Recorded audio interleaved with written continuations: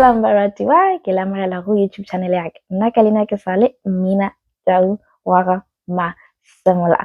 I would like to take this chance to thank each and every single one of you for tuning in, subscribing, and being part of Lelo Kalava Radiwa.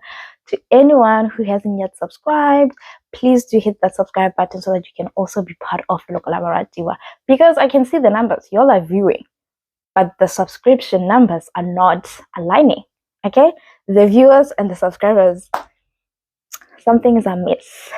Okay, so yeah, that's it. Also, Maradua, can y'all please comment? Y'all don't comment. Y'all do not comment. Nothing. Zilch. Zero. Nada. The sound of cricket right now in the comment section. Literally. So please do comment. Commenting, it shows that you're engaging with my content. Just say hi. You don't have to say a lot of things. You can just say hi. You can give like this emoji. You can do a laughing emoji. You can do a smiley emoji. Anything, just to show that you are actually engaging with my content and actually you like what you see. And also do comment if you want to see something different from what I'm always showing you guys. That way I know what you guys want to see from me, and yeah, we can keep this going and you get to know a little bit more of me. Also, the previous video that I uploaded, I asked you guys to write any questions you have. Please do that so that when I do the Q&A, I'm not looking like a fool and be answering questions from the internet. I want to know what you guys want to ask me. Ask me anything you want to know, like anything. It could be, what is your favorite color? What is your favorite color? And I'll tell you what my favorite color is. It could be, what do you like eating? What don't you like? Anything. Anything. You can ask me anything. And yeah, but also let's be respectful to each other. As I respect you, please respect me. So yeah, thank you. Without wasting any more of your time, guys, let's get right into today's video. We'll be talking about culture shocks that I have experienced while I was in South Africa. So yeah, let's go. That I have experienced ever since I've left South Africa. Yeah. So yeah, without wasting any more of your time or my time, let's get right into it. So yeah, we're gonna start with the first one. The first one is culture shock. The first culture shock is crime and safety. Japan is very safe compared to South Africa. I'll be doing a lot of comparisons with South Africa, and that was a culture shock for me because I realized this is what life should be, how normal it should be. I have to be safe. I have to feel safe. I have to be comfortable. And it's crazy because I could leave stuff anywhere in public. No one's going to take them. No one's going to take them. People mind their business. People do not take things that do not belong to them, which is crazy. The crime rate compared to South Africa is pretty low. Like, it's super, super low. I don't know the percentage, but it's very low. Especially considering Uguti, they don't steal, first of all. And I don't know how many times also, guys, I've walked by myself late at night and no one has robbed me. No one has tried to do anything to me. Exactly. Second culture shock that we're getting into is the banking system. Oh my gosh. I miss banking in South Africa. Banking system in Japan, it's little to non-existent because you can't do a lot of things.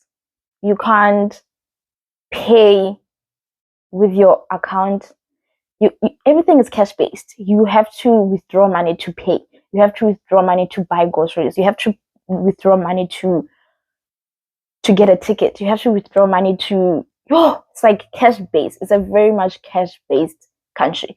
They do accept Visa cards, but I don't want international fees in my Visa card. So I do the one thing, which is just withdraw money for the month and know, this money is for rent, this is for my groceries, this is for my transport, this is for what, and that way I'm sorted. I do have envelopes for that. So yeah, that's how it works. So South Africans, your banking system is top notch. Your banking system is in the top 2 and it's not even number 2. You do the math. So yeah. Number 3, it is how quiet it is. Japan, it is super quiet. Right now, I'm recording and I have a mic on and I feel like I'm making noise. I feel like I'm making noise for my neighbors. I feel like someone on the street hears me.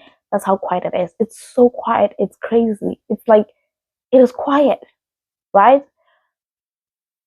It's quiet. It's very quiet. And even when you go outside and you see people walking on the streets, they don't talk, nothing. Like, they are so quiet. And I'm thinking, in South Africa, we are so lively as South Africans, right? I'm an introvert. And even though I'm an introvert, if I go outside and I'm with my friends, you'll hear me talking and laughing with them. But in Japan, it's like, they don't do that.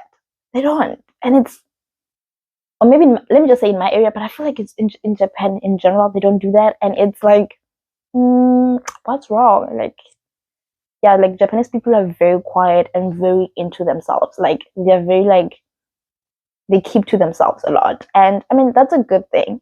As an introvert, I tend to do that, but sometimes you do need to like let loose every now and then. So yeah, it's very quiet. It's like a lot of people from the city in South Africa, they'd be like, I want the quiet, I want the serene. So I decided to do a solocation in a different province where it's quiet in a different area. Japan, it's like that 24/7. It's very quiet. Like, it's crazy because what? Yeah, that's how quiet. I don't know why. It's very quiet. It's quiet everywhere. It's quiet on the train, which it should be, because on the train they do announcements. So you shouldn't miss any announcements that happen on the train. They do them in Japanese. So yeah, whatever. The fourth, okay, I don't know anymore. The next one, the next culture shock, it is actually the weather. I miss South African weather, and I'll explain why. The weather in Japan is very extreme. It's on the extreme side. Whether it's summer, whether it's winter, we're in winter right now, and it's shiny outside. I went outside. Tell me, why was I freezing in the sun? It is sunny, but it's cold and it's windy, and it's like, what? What? My area does not have snow, but it is cold. It's literally so cold. I feel like I'm in snow, but I'm not. I'm not. And I arrived in Japan last year during summer. Japan summer, not South African winter, Japan summer. It was hot. And I realized like Japan is hot and humid. So humid means like the air on its own is hot. There's nothing you can do. Standing under a shade does nothing for you. Literally. Standing under a shade does nothing. Like, the weather is just extreme. Summer is too hot. Winter is it's like I think the only weather I enjoyed was autumn, because I've only been here for 3 seasons. I haven't yet experienced spring, but I enjoyed autumn actually. Even though autumn was just a month, instead of like the whole 3 months that we deserve it, we only had it for a month. But I really enjoyed it. It was very cool. It was calm. It wasn't cold. It wasn't hot. It was like, yeah, this is my type of weather. I've heard that spring is beautiful, and I've heard that spring is good, and I'm like, okay, I can deal with it. I can chill with it. So yeah, I will let you know once we get into spring, because I will March is far for this weather to end, because guys, it is cold. I'm freezing. I'm freezing. I'm sitting here and I'm warm, but I'm still freezing. Like, I want to layer up like crazy. I am freezing. So imagine those who stay in areas that have snow. Can be me. Yeah, okay. The next one, it is the society. Japan is a homogeneous society, which means Japanese people all behave the same way. Not in a bad way, in a sense of like they all follow rules. They are rule followers, which is something that I think we should adopt in South Africa. We should stop corruption. We should stop bribery. We should stop, we should stop things that are not legal. They're rule followers. And I'll give you one example. There's no underage drinking or underage smoking in Japan at all. No underage driving at all. The legal age in Japan is 20 years old.